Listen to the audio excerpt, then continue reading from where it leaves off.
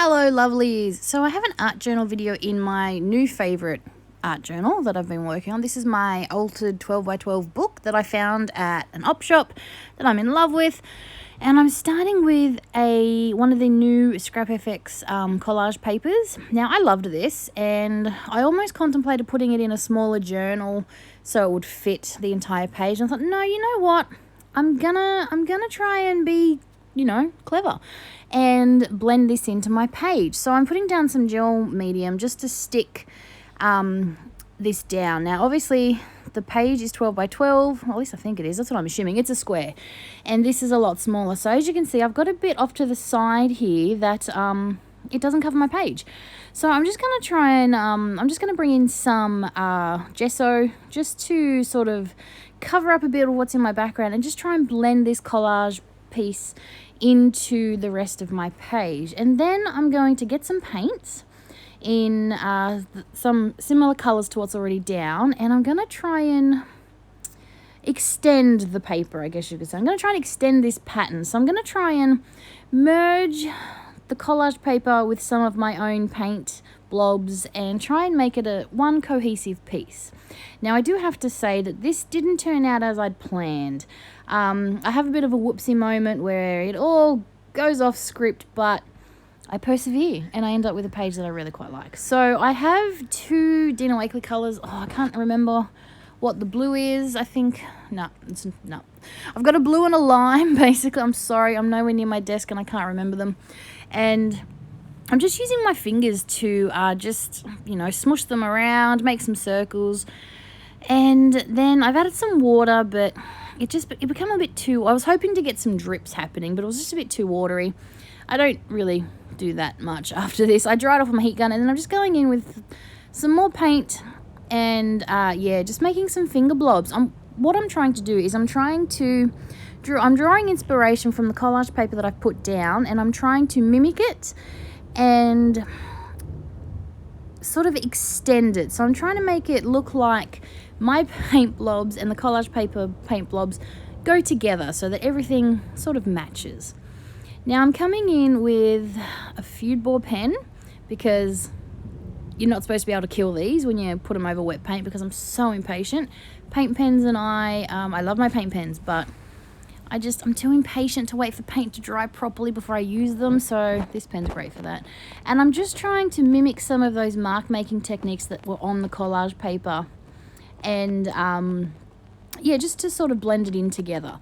Same with one of the new mark making stamps from this month's release. I'm just plonking it in my paint, and then I'm trying to just blend the two together and just extend my patterns. This is where we go off script. So I had planned to put some black paint. Like, what are you doing? You're covering all that pretty. I had planned to put some black paint down and then wipe it off with a stencil so that all I'd be left with in the black would be the outline of these cool leaves. And then all that pretty pattern would still be through. It was supposed to be very thin, but it didn't work as well as it should have. What I should have done is I should have put some clear gesso down. This is like a reverse stenciling or a ghosting technique, and it works beautifully when you have your page prepped right. So because this is on top of the collage paper that's made from a rice paper, it just absorbed that paint. So yeah, it wasn't going to come off the way I had hoped. As you can see to the side here where I'm wiping it off with the wet one, that has white gesso on it. So it's coming off beautifully on the white gesso, which is what it's supposed to do. But I didn't want to put white gesso over my page, obviously, because it would have covered everything up even more. But yeah, it didn't do what I wanted. See how it's just wiping away beautifully in some areas? That's the gessoed part. So if I had to put clear gesso down, this technique would have worked the way I had hoped. But I almost gave up on it, but I thought, no, we're going to go with it. I can still see a bit of that pattern behind. You know what? I'm going to have to get another piece of this collage paper because I really liked it and I loved the plan I had in my head. But anyway, so I'm adding some more paint. I'm bringing in some more of those colors again to brighten it up because now I've got a lot of black on my page. And so I'm just bringing in some of those colors just to try and bring that collage paper back to the front of it. It's covered in black.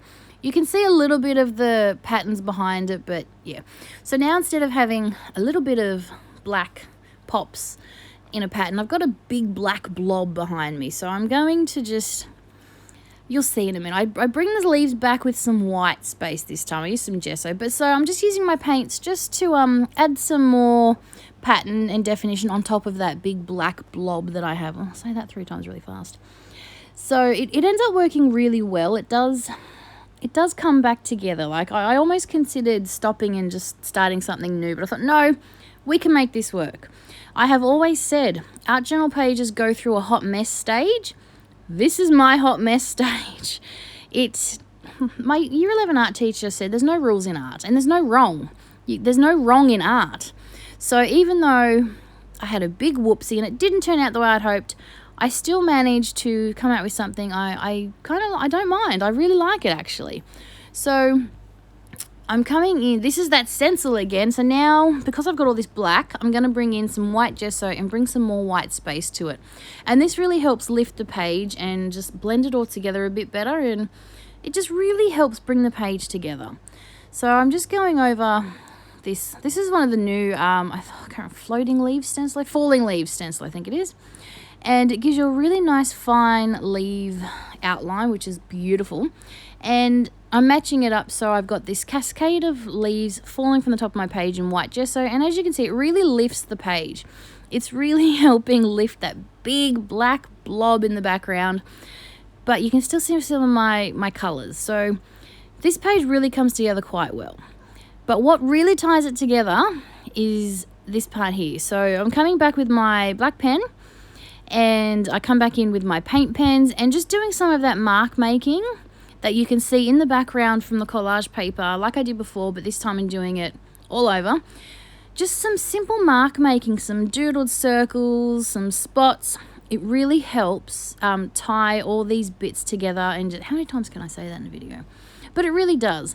A little bit of mark making can go a real long way in a video. Oh, sorry, not in a video, in a page. Putting together an art journal page, a bit of mark making really does make a difference. And I love mark making. I love playing with lines and spots and paint pens. And having the inspiration of the collage paper behind already there. As you can see here, this lined little shape that I'm doing, I'm actually mimicking a pattern that was already on the collage paper, and I'm just extending it to other areas of the page. And having that collage paper to draw that inspiration from really helps. And the fact that it's in 3 different areas really helps pull this whole page together. Also, adding a pop of white, because I have a dark page, adding a pop of white. If you have a light page, adding a pop of black can really help. I don't know what it does, it just really picks up a page. So as you can see, just by adding a bit of mark making, a bit of doodling, this page is really coming together into a page that I really quite like. So I can't help but add splatters because I love splatters. But yeah, it really is tying this whole page together. So for my focal point, I have decided to use this image from one of the new collage papers from this month's release as well, from Scrap FX. This is the contour faces. I've cut it close to the edge of the image. So normally with collage paper, you can use gel medium and blend it into your background so that it almost becomes transparent and your background behind can peek through. But I really wanted this image to stand out off the page, so I have purposely cut out my image like this to make sure that you can really see that it's this really gorgeous free drawn face. And then because I got some paint there and I thought it would help to tie it into the page, I'm just colouring some of that leaf on the side with the paint that I have.